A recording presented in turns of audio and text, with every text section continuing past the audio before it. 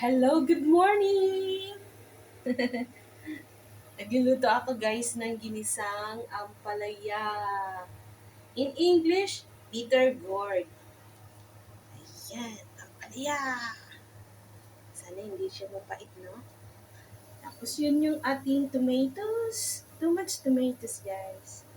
Tapos yung chicken. Ayan. Tapos yung ginigisa na natin ng ating sibuyas, bawang. Isa-isa.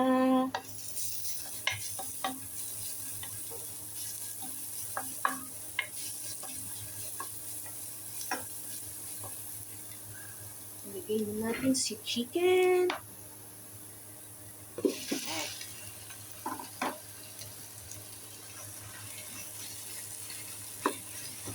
Sangkot siya natin yan sa chicken.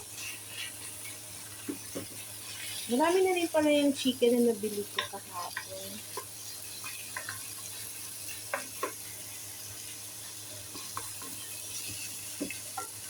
Sana masarap yung luto natin ngayon. Dati yung unang gawa ko na niluto kong ampalaya is tuna naman yung nilagay kong lako. Ngayon naman, chicken. Puro lang laman yung chicken natin, guys. Ang dami natin tomatoes, no? Hintayin lang natin siyang maluto, si chicken.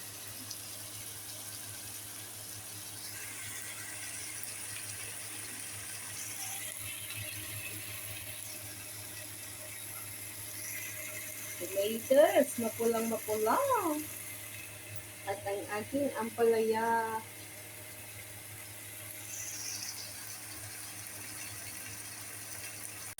Ayan guys, lagyan na natin ng pampalasa para manuot sa chicken yung asin.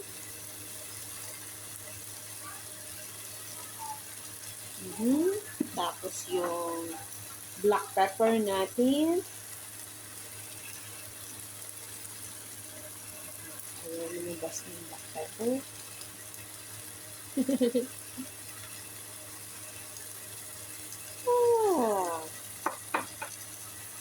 Haluin natin. Kasi pag nalasa yung manok, kung mamaya pa natin lalagay yung black pepper.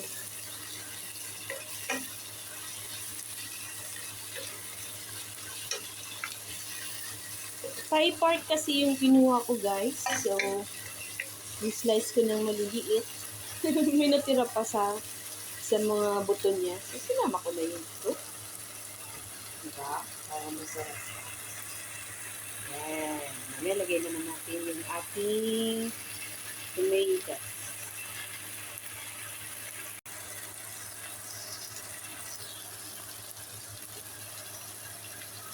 Guys, luto na yung chicken. So, lalagyan na natin ang ating tomatoes. Marami tayong tomatoes, guys. So, mapula yan. Diba? Sarap. Sarap ng tomatoes.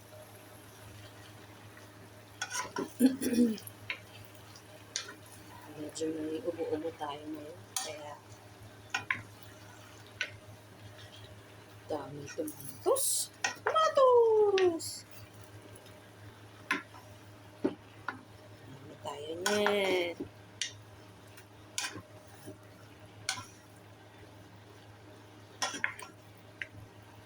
Malalaki kasi yung tomatoes na nabili ko. Kahit medyo mahal. Mahal ngayon yung mga fruits and vegetables. Ayan guys. Lapit na siyang maluto.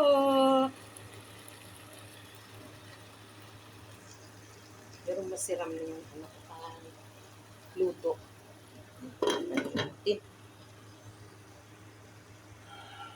Ayan guys. Tingnan na natin para mailagay na ang ating ampalaya. Wow! Juicy yung tomatoes. Ho ho ho ho! Lagyan na natin yung ulit. para siya ay maluto na, guys.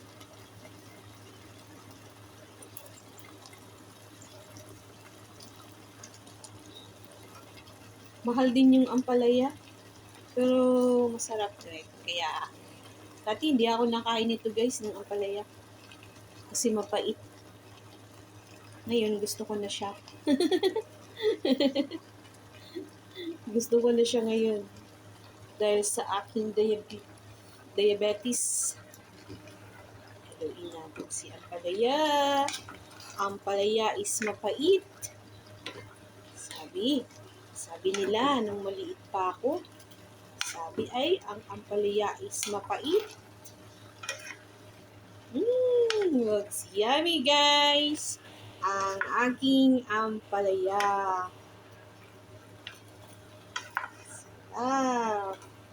Marami pati siyang tomatoes. So, sarap to, guys. Ay! Yay! Ang sarap-sarap ng ampalaya na yan. Diba? So, hintayin na lang natin siyang maluto. Ang ating ginisang ampalaya. Ayan, guys. Check na natin. Wow!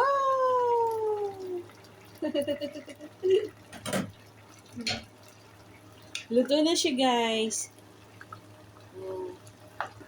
Huwag daw masyadong lutuin yung ampalaya para yung vitamins niya ay hindi mawala.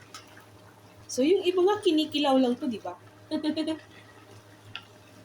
Ayan. And guys, thank you for watching again my cooking show.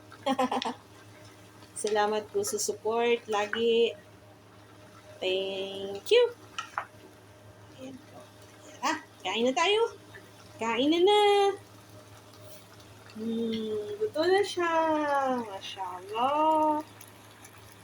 Luto na ang ating ampalaya. Sarap niyan.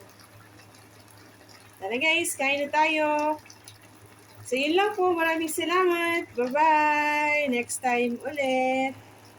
Bye-bye.